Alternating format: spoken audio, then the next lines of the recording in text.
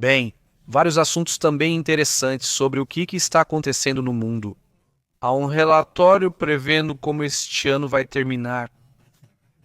Em relação ao planeta, como o planeta reagiu neste 2025 diante dos desafios que temos neste planeta, em relação aos poluentes e esse tipo de coisa, todas as questões climáticas, como está indo? Já estamos começando a encerrar o ano e muitos números começam a aparecer.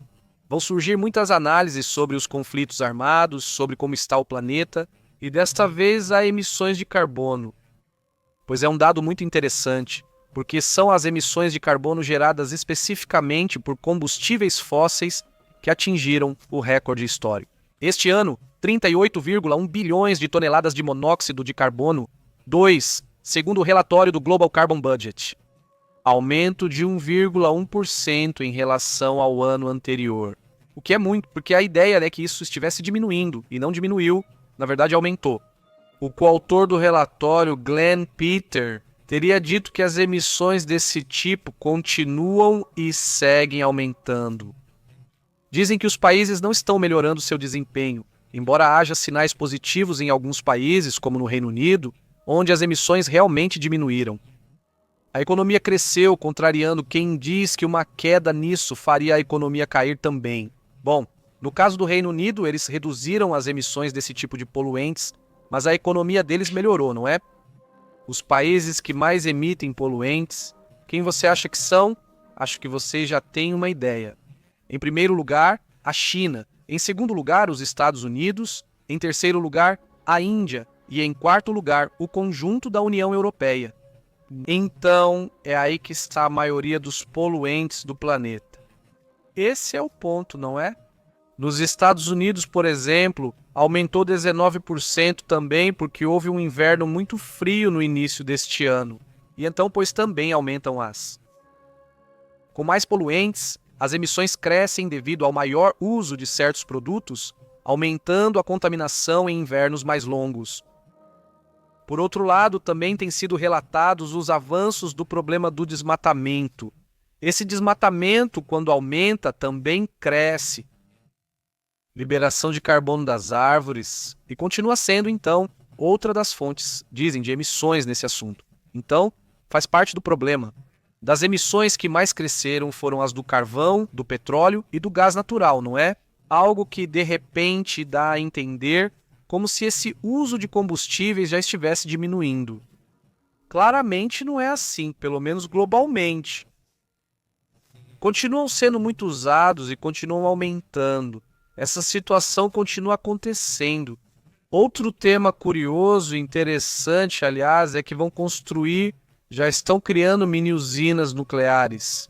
Isso vai começar no Reino Unido, mas poderia ser muito. É muito interessante porque já são outros tipos de sistemas de usinas nucleares que não geram os riscos que as usinas nucleares de outros tempos, né? Isso também me parece muito interessante, né? Ou seja, estamos falando que essas mini centrais da Grã-Bretanha receberam sinal verde e agora são o ROI que vai construí-las. São pequenos reatores modulares. Então você percebe que você diz, sabe o quê? Eu tenho aqui uma colônia que é enorme e que precisa de energia limpa e vai ser bastante abundante. Leve um módulo, hoje já cresceu, juntou-se a outras colônias, então coloque outro módulo. Então você vai adicionando módulos a esses reatores como pequenos reatorizinhos, entendeu? E você pode ir aumentando a energia, ele diz. Isso é energia suficiente até para 3 milhões de pessoas. Então você vai colocando pequenas usinas, por assim dizer. A primeira mini central nuclear na Grã-Bretanha estará localizada no país de Gales. Vai fornecer energia para 3 milhões de pessoas, isso nos próximos 10 anos. E assim, outros reatores modulares serão construídos em outras regiões do Reino Unido. Por exemplo, a usina de Wilfa, nas costas de Anglesey, e no norte do país de Gales. Então vai ser a primeira, né, que vai estar funcionando por lá. Bom, é um assunto bem interessante também.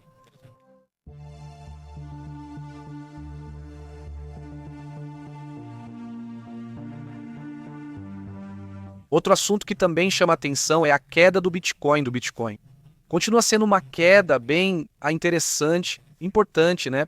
Já é uma tendência que vem de um tempo, quer dizer, essa tendência começou no dia 24, 23 de outubro por aí.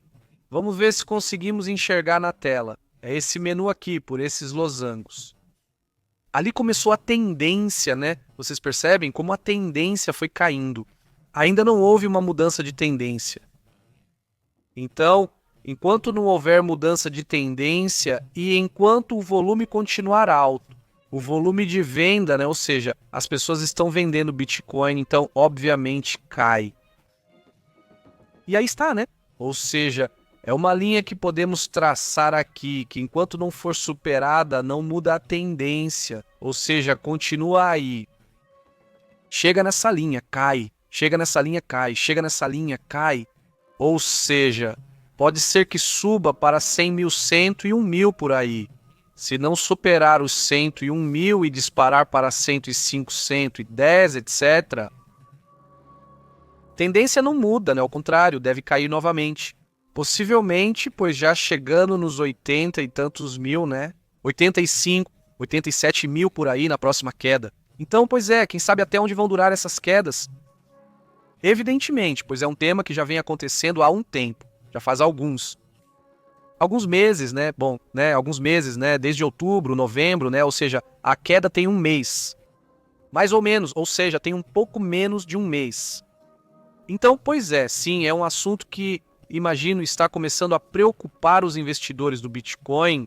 Aliás, o ouro já está meio que segurando o preço, né? Já não parece que já, na última alta que teve, não conseguiu superar o ponto máximo de 4.339 dólares por onça.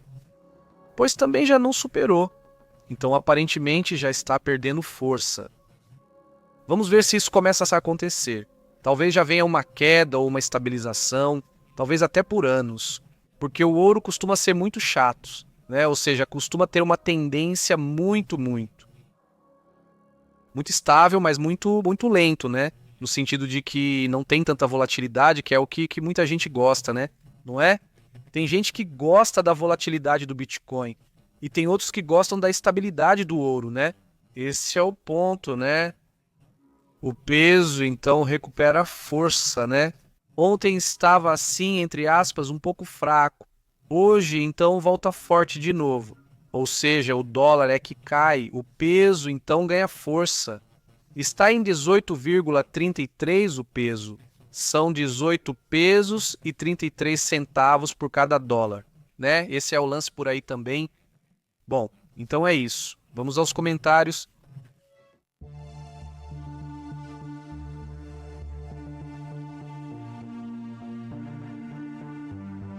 Como vocês têm passado? Como vocês têm estado? Terça-feira, dia 18.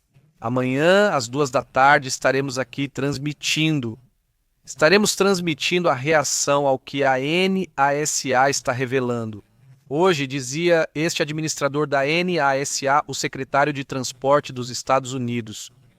Dizia então que, pois a NASA quer ser totalmente transparente, algo assim, não foi isso que ele disse? Ou super transparente, algo assim, ultra transparente, uma coisa dessas. Imagino que ele entende que essa é uma das características mais criticadas, né, da NASA, né? Justamente a falta de transparência, não é assim?